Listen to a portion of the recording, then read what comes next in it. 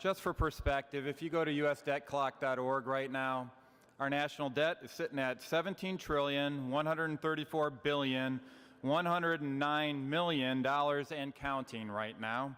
That equates to over $54,000 per citizen in debt, and it also correlates to $149,440 per taxpayer. Now, we could go on for discussion of the disparity between people paying taxes and people that are citizens all day, but I want to focus on the fact that $150,000 is a huge debt to be laying on our next generation, because we're not going to be able to pay that off in our current life. Our federal government has not passed a budget, much less a balanced budget, in 3 years. And that was when the first 2 years were controlled by the Democratic Party under President Obama. Both the House and the Senate were controlled under President Obama, and nothing was passed. That's irresponsible.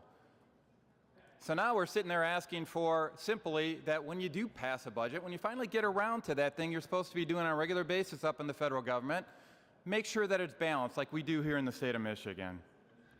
You know, Ronald Reagan once said that no government ever voluntarily reduces itself in size. Government programs, once launched, never disappear.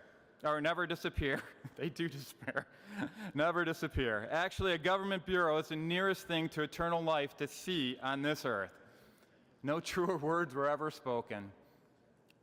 And it's time for us to get ourselves back into a pragmatic view of the world. We can't continue to keep spending ourselves into oblivion. We need to reduce the size of our government, and in so doing so, we're going to fulfill the obligation that we have when we took an oath to support the U.S. Constitution. That obligation was to support the blessings of liberty for ourselves and our posterity. When we go into debt on the level of $150,000 per taxpayer, we're not securing the blessings of liberty. We're securing servitude.